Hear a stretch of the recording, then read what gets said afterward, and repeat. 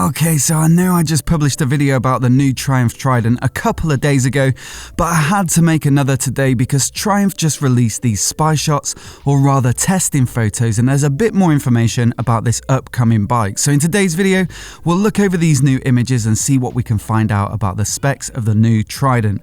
But before we get started, if you're new here and you want to see more of the latest motorcycle news, rumours and specs right here on YouTube, then please do remember to hit subscribe.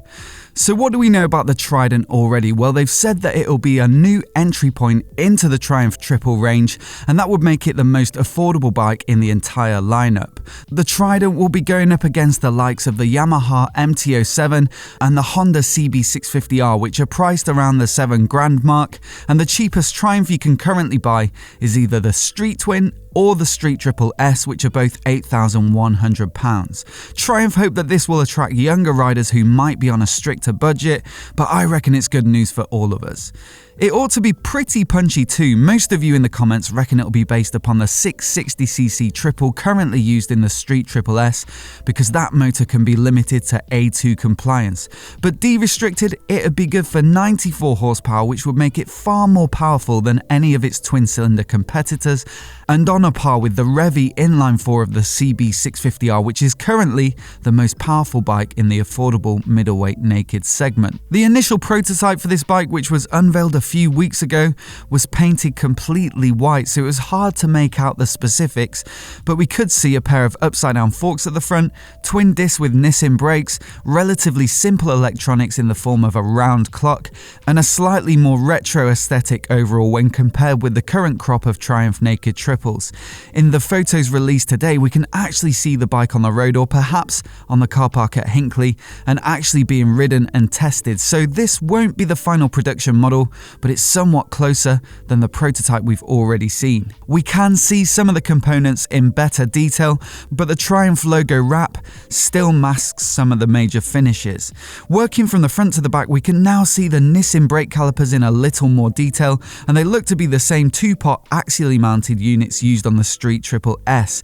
These ought to be plenty powerful enough to stop a relatively slender bike like the Trident. They're on a par with the likes of the Suzuki SV650 and Kawasaki Z650, but slightly lower in spec than the four-pot calipers of the MT-07 or the radially mounted Nissin calipers of the CB650R, which ought to offer a little more stiffness and therefore a crisper feel at the lever. But ultimately, this bike is built to a price, and Triumph will have to pick and choose components in order to give the customer the best performance for the money. I think there'll be plenty good enough. At the front end, we can also see the upside-down forks in a regular black finish, and I don't think that it's an accident that the Showa logo has been left on the side there for the photos. So it looks like it'll match the CB650R, which also uses upside-down Showa forks, and it's worth noting that they're not adjustable on that bike.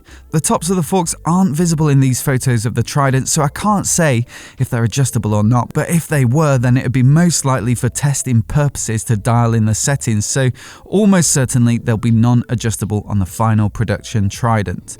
I really like the looks of the yokes on this bike, with the natural metal finish contrasting nicely with the black forks, although the finish could be TBC. The way that the headlight is mounted is also really neat and clean, with a single bolt mounting it to the bottom yoke. The headlight itself and the clock look pretty much the same as the prototype bike we've already seen, as does the tank and much of the bodywork, but some tidy LED indicators have been added to the front end, and I think they look pretty good. It's also nice to see a proper finish on the frame, wheels and some of the other components, so just to confirm, we probably won't be seeing a completely white bike like some of you are asking. Towards the rear of the bike, we can now see the rider's pegs in a bit more detail, and there's the addition of the passenger pegs. It looks as though they'll be removable with a couple of bolts, which is a nice feature if you like to ride solo and want to clean up the back end of the bike. There's a single pot Nissin caliper for the rear brake, and then the swing arm mounted license plate holder that Triumph said would be used on this bike at the initial press launch. Now these can be a bit divisive visually, but I think they've done a neat job here. From the side, which is mounted to the swing arm, it looks decent, and the small LED indicators help to keep it compact, whilst the tail section of the bike looks super clean. These new pictures give a much better idea of how the Trident will look, and if I quickly mask off the wrapped components in Photoshop and then fill them in, you can get a good feel for the silhouette of the bike. I'm due to go on the launch of this bike in December, so hopefully COVID won't affect travel plans and I'll be able to give you a proper first impressions video of the bike on the road as soon as possible. I'm super excited about it as I think it will make for an awesome little road bike at an affordable price point. It's been interesting to see Triumph drip feed information about this bike as opposed to the traditional big bang launch that often centres on the major motorcycle shows that have unfortunately been cancelled this year. But they're not the only ones to do it. BMW released a bunch of custom bikes built around their R18 engine over the course of a year or so before the first edition was announced. And Ducati have taken a similar approach with the V4 Multistrada, confirming its existence some time ago and recently releasing their own staged testing photos. Perhaps it gives some of the power back to the manufacturers as it moots any unofficial spy shots and helps them to keep their launch on their own schedule. What do you think of it? Do you prefer to just see the bike in its final form, or do you enjoy seeing it evolve along the journey? Too many bikes released in this way would result in a constant bombardment of development picks, but personally I like to see the key new models in the works. Let me know what you think in the comments below, and if you're new here and you want to see more videos like this, hit subscribe and I'll catch you next time.